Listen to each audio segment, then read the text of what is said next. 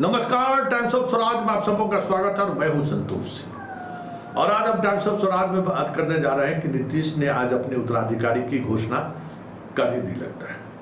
जी हाँ, जिस तरीके से मनीष वर्मा की ताजपोशी हुई है और जिस भव्यता के साथ ताजपोशी हुई है, जिस अंदाज में ताजपोशी हुई है, उससे तो कुछ ऐसा ही लग रहा है कि मनीष वर्मा को एक कहीं न कहीं बड़ी जिम्मेवारी दी जा रही है या मनीष वर्मा को कुछ न कुछ ऐसी जिम्मेवारी दी जा रही है जिसको लेकर जदयू के तमाम बड़े नेता सहज नहीं हैं। मंच पर बैठे संजय झा जो कार्यकारी अध्यक्ष है, उनके चेहरे के भाव से भी बहुत कुछ समझा जा सकता है।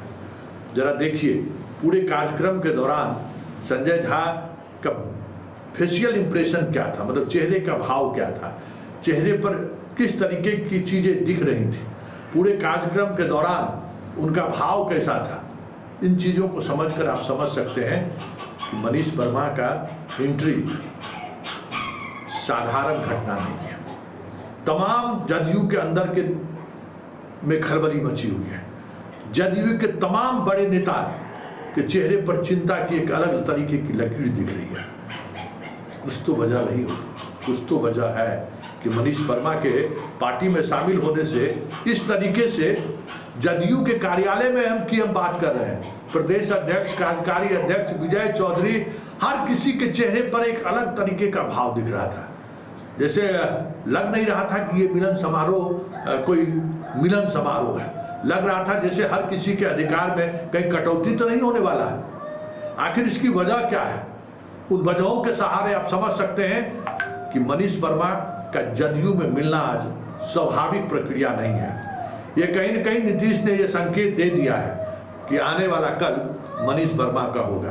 तभी तो मनीष वर्मा अपने इस मिलन समारोह के दौरान वक्तव्य में वो सारी बातें उन्होंने रख दी। एक IAS अधिकारी के रूप में बिहार में उनका क्या योगदान है और नीतीश को लेकर किस तरीके की लॉयल्टी उनके दिल में है।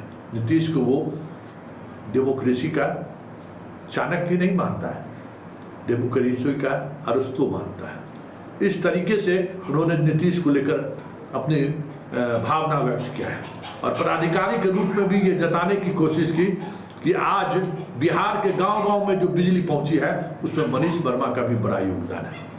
मतलब साफ है, प्रशासनिक अधिकारी के तौर पर भी मनीष वर्मा ये दिखाने की कोशिश की है कि हमारा परफॉर्मेंस बेहतर रहा है। साथ ही उन्होंने ये भी दिखाने की कोशिश की है कि संगठन में मुझे बड़ी जिम्मेवारी दी जा सकती है। मतलब साफ है, जिस बात को लेकर कयास लगाए जा रहे थे, बड़ी बड़ी बातें कही जा रही थी, वो संकेत नीतीश कुमार ने आज दे दिया है कि आने वाला कल मनीष वर्मा मेरा उत्तराधिकारी होगा। जरा सुनिए क्या कह रहे हैं मनीष वर्मा, और उस वक्त जब मिलन समारोह होने के बाद मीडिया से बात करते दिखे। नीतीश कुमार जी की का मैं धन्यवाद देना चाहूँगा कि बाहर से आया हुआ एक अनजान सा पदाधिकारी को भी उन्होंने पूर्णिया DM बनाया, पटना DM बनाया, बिजली कंपनी में 3 पदों पे रखा और अंत में उन्होंने मुझे 2016 में अपना सचिव बनाया, मुख्यमंत्री जी का सचिव, और 21 तक मैं सचिव के रूप में कार्य करता रहा। और 21 में जब डेपुटेशन मेरा खत्म हो गया, मैं जाने ही वाला था, तो फिर लगा कि वहाँ तो जा रहे हैं और यहाँ से भी मुझे लगा कि अब बिहार में सेवा करने का अवसर नहीं मिलेगा। तो मैंने मन बनाया कि मैं यही रह के बिहार की सेवा करूँगा। जीवन में तो पद मिलता होता रहता है, IAS है, और बहुत IAS का काम मैंने किया भी था। तब तक 21 साल तक नौकरी की थी और उसके बाद मुझे लगा कि अपना जीवन राज्य की सेवा में समर्पित करूं, यहाँ के लोगों की सेवा में समर्पित करूं। तो इसके लिए मैंने वहाँ से त्याग पत्र दे दिया और त्याग पत्र दे करके माननीय मुख्यमंत्री जी के पास आ गया।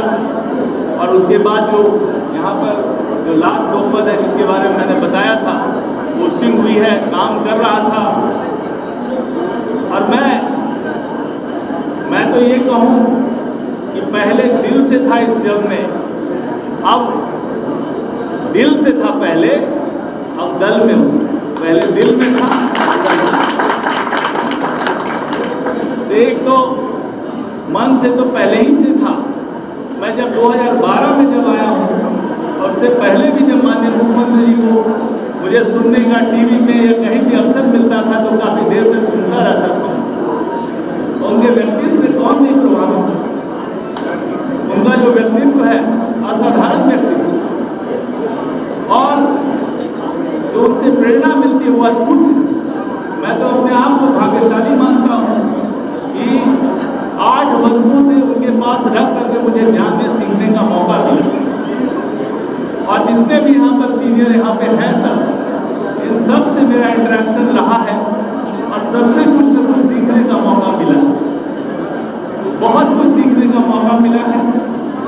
और मेरी कोशिश हमेशा होगी कि इस परिवार का सदस्य बन करके, सबका आशीर्वाद लेकर के, सबका सहयोग लेकर के जो कुछ भी जिम्मेदारी मिलेगी तो उसका पालन करूँगा। और